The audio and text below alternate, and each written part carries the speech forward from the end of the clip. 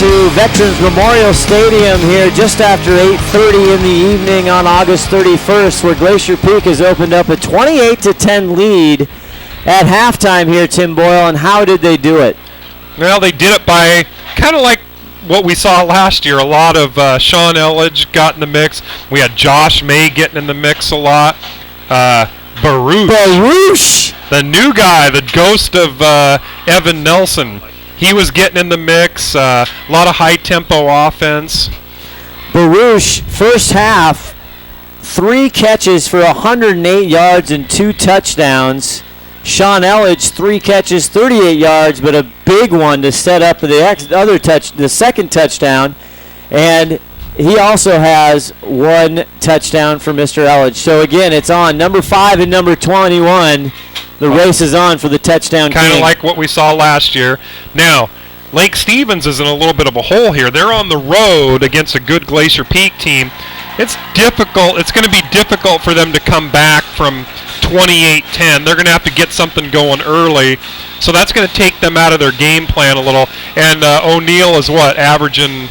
Well, O'Neill on the yard, he just carried it 5 times, only gotten 4 yards. They're minus 11 right now. For rushing. For rushing, total rushing. So the defense for Glacier Peak is holding up right now. They have a couple big catches, 2 sacks for Glacier Peak. Yep. With Michael Palmer putting a hurting on Josh Elvig. Michael Palmer and Quentin Dunbar putting a lot of pressure on the quarterback.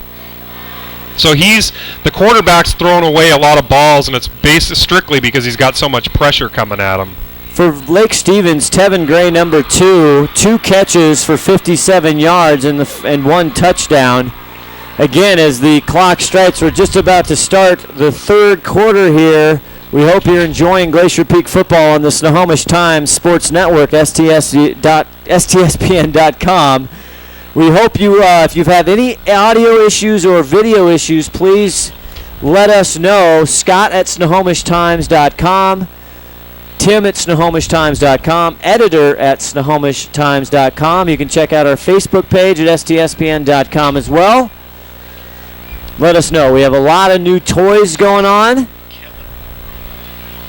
A lot of great work leading up to this game tonight. So, Scott, what we're going to see out of Lake Stevens in the second half is they're going to have to come up with a little bit different. They're going to have to change their game plan a little bit, because when you're down by, almost 20 points, you got on the road, you're going to have to play a little bit more aggressive than you probably practiced all week. So, a little bit of a deficit for Lake Stevens. They're in a hole. We'll see how they respond. They start the second half with the ball, which is good. And Gavin O'Neill, again, in his first start for varsity, again, he's just getting hurried. And the defense, which was the strength of Glacier Peak coming into this season, according to Coach Rory Rosenbaugh, is showing up just as he predicted. Well, the defense has really stepped up. They're putting so much pressure on the quarterback that it's difficult for him to do anything. And the fact is he's a new quarterback, too. So that kind of compounds the situation. Connor Coleman, again, the big play kid for Lake Stevens. He's had a couple great plays, almost misses. And Coleman and Baruch have been the battle of the first half. They have been battling. They really have been battling. They've each Coleman got that touchdown. Baruch has answered with 2 more on his own. We hope you're enjoying. Again, we have all year long, home and away, all Glacier Peak. Next Friday night, the 7th of September, a historic night here at Veterans Memorial Stadium. They take on Snohomish, and there's nobody better to tell you about Snohomish than our favorite realtor, Kathy Salvadolina. Been working in Snohomish. If you're in the real estate market, Tim, are you in the real estate market? No, but if I was, I'd certainly call Kathy. And Kathy was with us all last year, too, so props to Kathy. www.kathysalvo.com. Also, you can reach her 425-350-0020 or send her an email at Kathy, KATHIESALVO, @gmail.com. Kathy Salvadolina with Windermere Real Estate. Also, Pinky's, Tim. Our favorite plumbers. Pinky's the plumber. You can't hear our statistician, John McClain, our STSBN basketball expert analyst, who talked a lot about Pinky's Plumbing during the basketball season. Basically, I'll recap it for you. But basically, when you got like a house full of girls, you could be in need of a plumber. And what you get is a code brown every once in a while, and sometimes you can't handle it by yourself. So you got to call Pinky's. If you ever have a code anything, just call Pinky's Plumbing. They answer any code. They just don't make toilets like they used to, Tim. They don't. That's why you got Pinky's. Although I mean, you flush the toilet and you get like 6 ounces of water that goes down.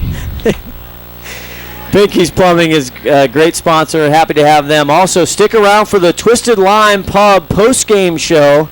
Right after, we'll have an interview with Coach Rory Rosenbaugh and try and pick our player of the game and try and get him on camera as well. It's going to be a fight right now for player of the game. You got Dunbar, you got May, you got Elledge.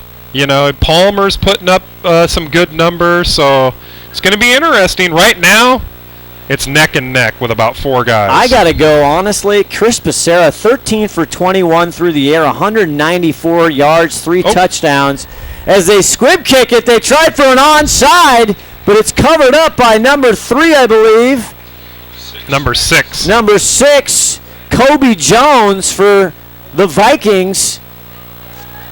Yep, well, tricky play there. They've done that twice. They've done that a couple times, and they line up like they're going to do it every time.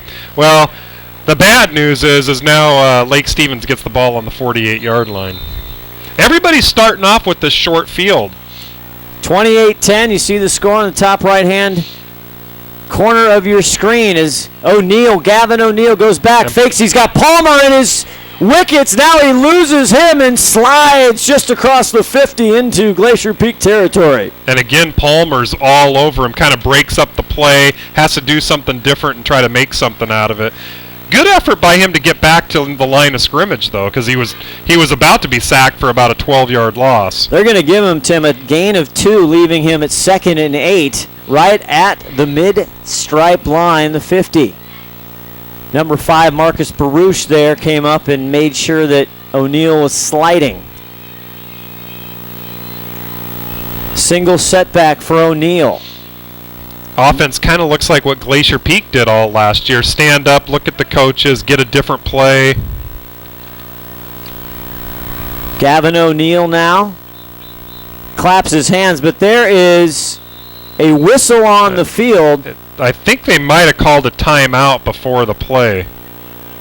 They did. First timeout for Lake Stevens. Apparently, to open the second half. Apparently, they didn't like what they saw. I think Glacier Peak had looked like they were going to have too many people coming at them, and they need to take a second look at it. And like we said, we talked to Steve earlier, and he said he might bring the whole team right up on the line. If you have any scores out there for Wesco or Kingco or anything else, give us an email at scott@snohomishtimes.com as we try and check some scores while the timeout is going on. Kind of interested in that Snohomish-Oak Harbor game is one we really want to keep our eye on. And Skyline Bothell. Looking up some scores as we're back to action now on the field. 2nd and 8 for Gavin O'Neill and Lake Stevens. In motion, fake it. Now they hand it off up the middle. Closed the gap in a hurry on him. Gave him a couple yards, but it's going to bring up a 3rd and 6 probably. First time carry for 25. Brad Berry, a senior 5'9", 175 pounds for Lake Stevens.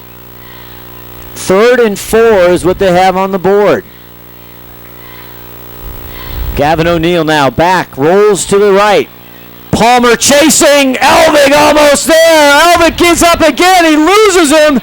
Drew Leonard on the chase, he's going to get a first down and more inside the 40. Great scramble by Gavin O'Neill. That was some great scrambling because he almost got hit about 4 times in the backfield, and he almost took about a 10-yard loss. So great scrambling. Meadowdale leads Kamiak 21-10. Nearing the end of the third quarter, we're looking for more scores from around the Wesco League. Meadowdale's picking up kind of right where they left off last year. So a big first down for Lake Stevens, down 28-10 here in opening minutes of the second half. Big pickup for O'Neal. Bobbled snap. O'Neal gets it, tries to get it over to Elgin, but Michael Palmer was in his grill. Somebody's missing their man on Michael Palmer because he's getting through every time. Bring up 2nd and 10 now. Bobbled snap right at the get-go. That play looked ugly. We'll try to get you that Oak Harbor Snohomish score because I know there's a lot of listeners that's a big game for Wesco. 9:56 left in the third quarter. O'Neal, now he gets it off to Barry again on the right side. Great pursuit by Trey Chambers, who slows him up, and then Baruch finishes him off. Tried to catch us sleeping on the end around there. Chambers, the first guy in there on Brad Barry, number 25 for Lake Stevens. Brings up 3rd and 5 on the GP39. Scrambling, Palmer again eludes him. Gets it off, and it's complete. That's going to be close to a first down. Might bring up about a 4th and 1, Scott. Ryan Simona gets the reception down to the 31-yard line. I think it's going to bring up 4th and 1, and Palmer again in there all over him. I think he's coming in untouched. He almost needs to slow down a little bit on the pursuit. He's coming in so fast that the quarterback's ready. It makes like a little neck move. And big play as the crowd now gets into this. 4th and 2 on the 31. Gavin O'Neal feeling pressure, gets it off. It's intended for Barry, it's no good. And again, Trey Chambers with the big claws to knock it down. Big plays by Trey Chambers tonight. Like I said, Steve Hannon said he's the quarterback of the defense. And somebody was in on the pressure, too, so he had to throw it quick. The junior, 5'11", 158 pounds, and his daddy, Richard Chambers, who's a coach on the GP staff, has to be proud of his boy. Well, Trey's got some really good athletic skills. He's a good basketball player. 21-20, Jackson over Monroe in the third quarter. We'll get more scores for you as we come to know them. And, Scott, we've got Jackson in a couple weeks, so that's kind of another one we're keeping our eye on. But right here at Veterans Memorial, turn all over does Lake Stevens. Now it's Chris Becerra with Pinka in the backfield now. Becerra goes over, intended for Elledge. Incomplete. Bring up 2nd and 10. And Elledge was open on that. I'm not sure what happened with the throw.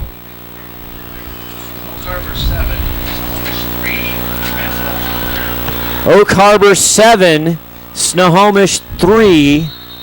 3 minutes left in the third. That's a big game. That's some smash mouth football right there. That is. Not surprised to see that out of Snohomish. You know, they play that traditional slow it up, run it down the middle, chew up the clock.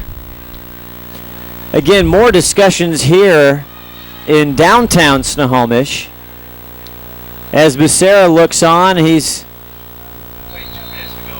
got Quentin Dunbar there. He's got big Nick Allen on the wideout. He goes to the right side, going deep for Elledge. Can't get there, incomplete. Just a hair overthrown. And Becerra's thrown a couple tonight that are just right out of reach of the receiver. Connor Coleman again with good coverage. Is just getting pounded is the Viking number 17, Connor Coleman. Yeah, with Baruch. He's going to be tired. 3rd down and 10 now for Glacier Peak.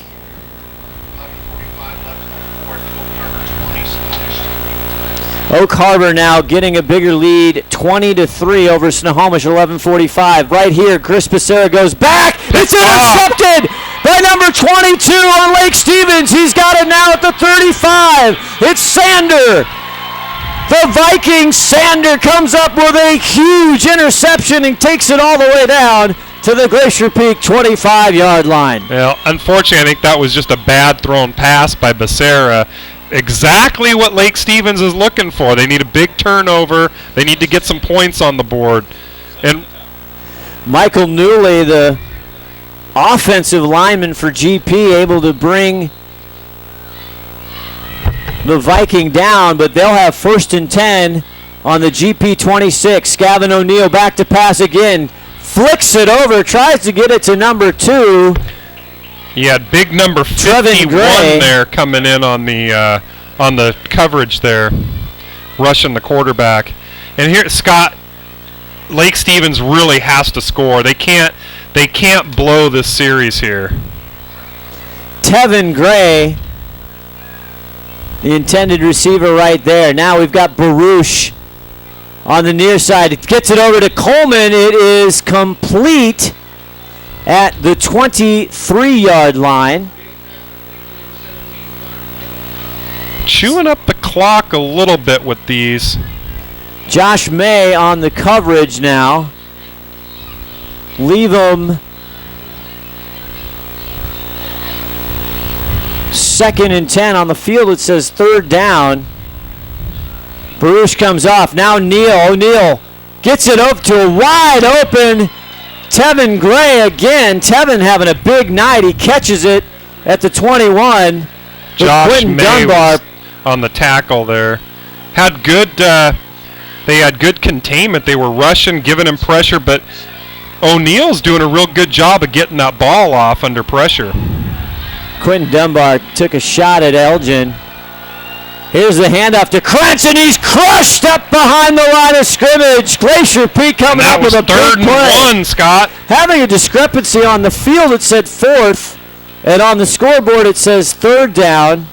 Yeah, they're not quite keeping up there. I think it's 1st and 10 Glacier Peak now. I think it's a turnover on downs. Senior Jared Barsh with a big-time defensive play. The 5'10", 175-pounder comes up huge. It's Glacier Peak ball, Scott. That was 4th down. Costly turnover on downs for Lake Stevens at this point. They need, they were basically in the red zone. They really needed to convert on that. Big turnover by Lake Stevens to get back in this game, down 28-10, 7:05 left in the 3rd quarter, and now it's Becerra's ball on his own 19. Back to pass. Gets it over to Palmer. Palmer trying to leave one guy behind, does, and gets a nice 4 or 5 yard gain up to the 24. And you'll notice a great second effort by Palmer. Got himself another 3 or 4 yards. And, of course, the 210 Andrew Elgin on the tackle for the Vikings. 2nd and 5 now. Becerra gets it off to Dunbar around the far side, up almost to a 1st down and bounced out of bounds. Probably going to bring up 3rd and 1. Connor Coleman pushes him out of bounds. They're going to start right back up. They're going to say it's 3rd and 1, Tim. Not giving him any time to think about it either. Uh-oh. Whistles now on the field. Was that a timeout by Lake Stevens? See what the call is. I don't see any flags on the field. Becerra trying to get it a quick playoff. I'm not sure. I think it was maybe the referees weren't set yet. They were too quick. Well, it's the first game for the officials as well. We'll give them a break. Got to work out the kinks here. Kind of throws Glacier Peak off a little bit. They don't like to do that slow down. Baruch, the near side receiver. Becerra now in the shotgun. Hands it off to Quentin Dunbar, who reaches for the 1st down. Line judge at the 30. That's going to be a 1st down, and that's, if you didn't see that, they had him behind the 1st down marker, and he kind of jumped forward and reached out the ball. That's going to be a Grizzly 1st down as they direct the chain operators to move him. They actually gave him a bad spot, and he still got the 1st down, so we'll take it. So Becerra gets a new set of downs as Trey Chambers is coming to the near side along with Quentin Dunbar, with Baruch trips left now for Glacier Peak. Becerra back to pass, getting pressure, goes deep over the middle. It's Cody Campo comes down with it at the mid-stripe. What a catch. Becerra back to pass, getting pressure, goes.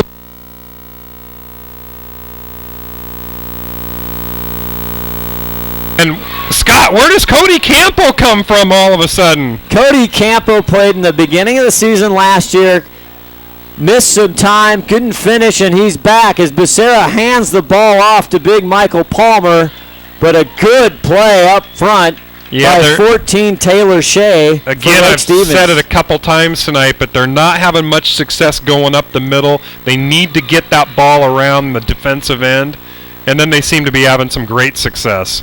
Campo hasn't gotten a ball all night. He just made a beauty. And I don't think we called his number one time last year. Becerra now 2nd and 10. Back to pass. Looking deep. Gets caught over the middle. It's Trey Chambers at the 35. Blake Sander there trying to wrestle Trey. Caught over the middle. It's Trey Chambers. And back to pass. Looking deep. Gets caught over the middle. It's Trey Chambers. Not going down without a fight. 1st and 10 again. Becerra hands it off over the left side. Looks like Palmer. Good 4 or 5 yards there for Palmer.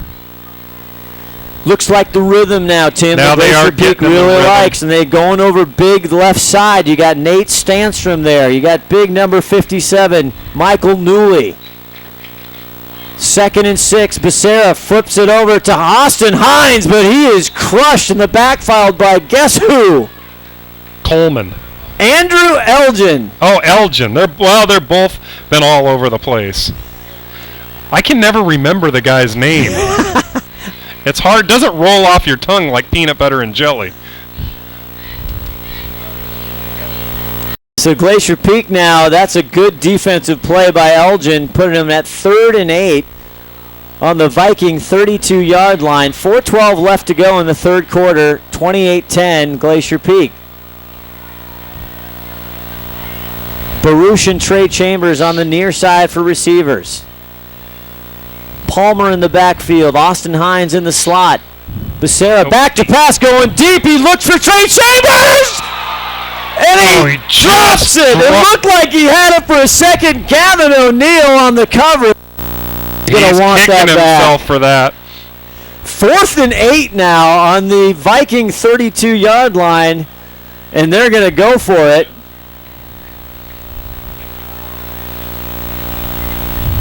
Austin Hines now the near side receiver, again with Marcos Baruch.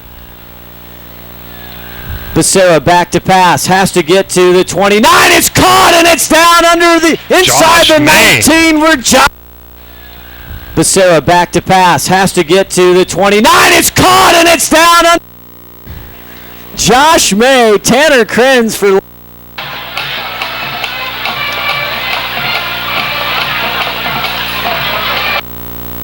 Sorry, we're having. There we go. Baruch comes out, and it is Josh May on the ground. Not good because he's been a big-time player tonight. He got banged up last year, I remember, against Mount Vernon. I'm hoping he just has the wind knocked out of him and he'll get up and shake it off. They're attending him again. 28-10 Lake Stevens on top. 3:44 left in the third quarter, so Lake Stevens is kind of running out of time. They got to get something going here. Good chance Glacier Peak's going to chew up another couple minutes here on this drive, too. Big play, Josh May. Looks like he's fine as he jogs off. Jogs off unhelped. Shaking his head. Big smile to the camera. I think you're going to see him back in the game real quick here. We need big play May back in the fold here.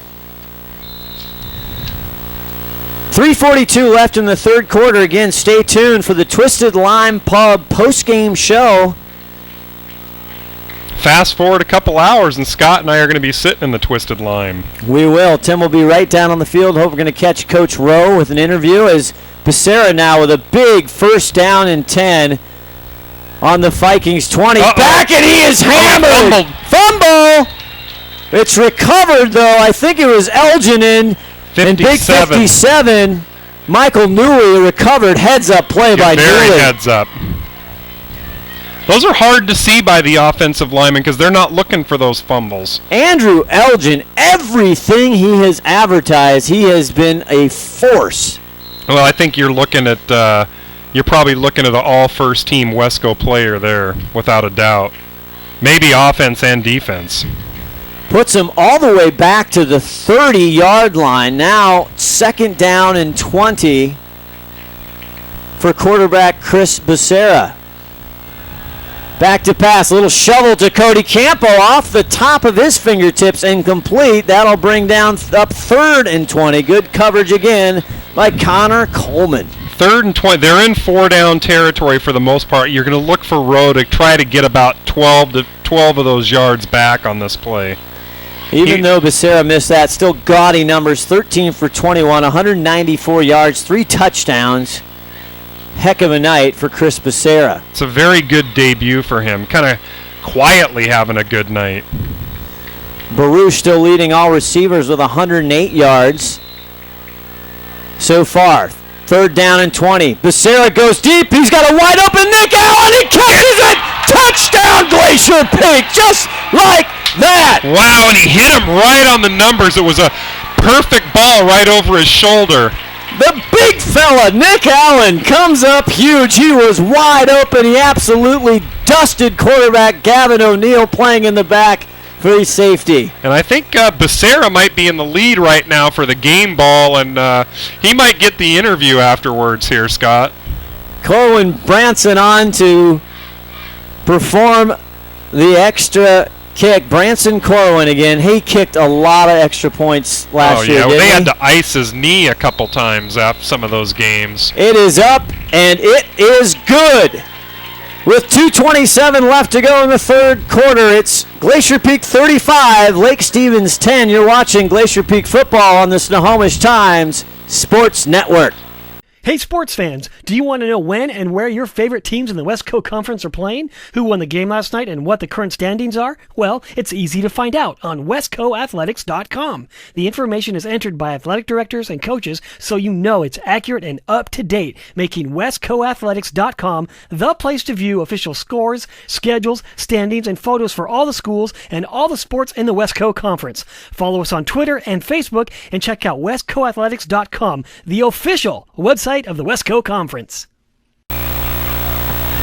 Welcome back. 2:27 left. Glacier Peak just absolutely might have too little early to say they've done it, but they're up 35-10. The nail in the coffin? I was on the tip of my tongue. I didn't go with it. It might have jinxed them by thinking about it. I barely. Kickoff. Taken down around his 8-yard line. He gets up to the 25. And that's where they will start. Marysville Pilchuck up 42-7 over Arlington going into the 4th, Tim. And that's a big game. Marysville Pilchuck came down to 3A this year, and they're putting the hurt on That's kind of a good rivalry, too. Marysville and Arlington, big rivalry. I think that was Game of the Week on the Herald or one of those stations. So here we go for Lake Stevens, and who is in there at quarterback? Is that still Gavin O'Neill? Jacob Eatson now back to pass. The second stringer, and he connects to 18 over the middle. That's Jimmy Billings with the reception, the 5'11 senior. I got to wonder if they just did that because I just wanted to mix it up and get him some playing time because their quarterback was actually doing a pretty good job tonight. Jacob Eason, Tim, is a freshman, 6'2", 170. Well, he just lost his redshirt status. He did. So 2nd and 2, a big pickup on 1st down for Lake Stevens. Eason now rolling to his right. Looks downfield, just dumps it off to number 48, Ryan Simona. And Austin Jacobson with the tackle, number 38. And just worthy of note here, Scott, Rose still got all his A-team in there. Probably one more touchdown and all those guys come out. 1:28 left in the third quarter. 1st and 10 now for Lake Stevens. Backup quarterback freshman Jacob Eason now at the helm. Now they stand up and look over.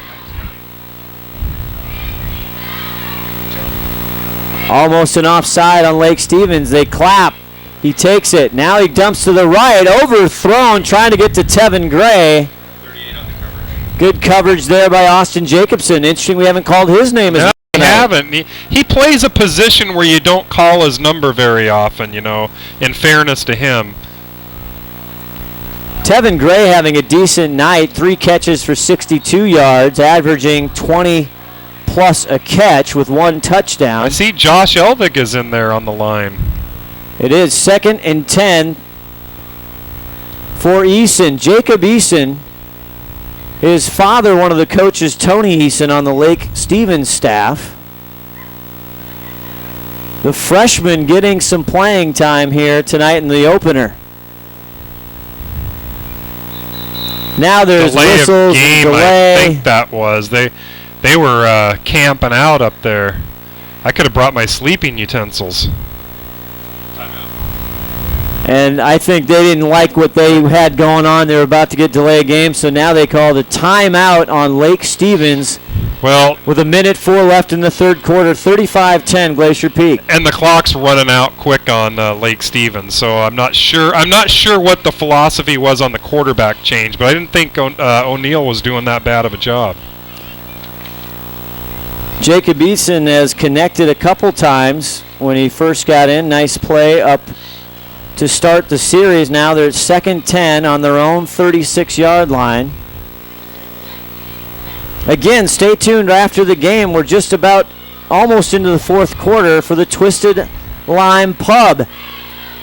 And if you're tired, Tim Boyle, going to those big chains around the neighborhood, now you have a neighborhood pub to relax, have fun with friends, and just get some good grub and some good drinks and a good time had by all. It's close to home in between Mill Creek, Snohomish, and South Everett. You're never too far to stop in and enjoy the great atmosphere, top-notch service, and your favorite drink. And I think they even got a DJ going tonight. They have a DJ mistaken. tonight. They have karaoke several you won't nights. find me up on the karaoke bar. Come on to Twisted Lime after the game. Tim and I will be there. Back to action, 2nd and 10. Eason back to pass. Looks deep down the left far sideline. It's caught! No! Caught! Coleman had it in his breadbasket and lost it. No, you know what? I think Trey Chambers knocked that out of his hands at the last second, and that's a huge play. He had it in his hands. Second unbelievable play of the defensive side for Trey Chambers. Wow! They went for the juggler down the left sideline. Well, Trey Chambers has come up big tonight. Now they're sitting at 3rd down, 10 to go on their own 36. 55 seconds left in the third quarter. Freshman quarterback Jacob Eason in now. Back to pass. Goes over the middle. It's caught by Elgin. Gets across the mid-stripe down to the 43-yard line, where he's tackled there by Marcus Baruch and Sean Elledge. Boy, I'll tell you what, Elgin's come up big tonight. If Lake Stevens doesn't have him on the team, they're a completely different ball club. Completely different. Baruch and Elledge now talking it over. The big front line giving Jacob Eason some time back there, Tim. They did give him some time. 1st and 10 on their Glacier Peak now territory, the 43. Eason getting brushed, gets it over to Gray, and he's popped by Elledge. What a hit! By the wrestler. Holy moly, he just drilled him. Jacob Barsh, the senior, up the gut, had Eason on his back. He had to get rid of it, and Elledge put him to the turf. Elledge had bad intentions with that tackle. Jared Barsh, what a play by him, number 67 for Glacier Peak. 2nd and 10 now for Eason. Hands it off now, up the gut, and he's going nowhere. Tackled there by 5, 7, and 3. number 57, Michael Newland and Trey Chambers. Brad Berry on the carry. Might be the last play of the quarter there.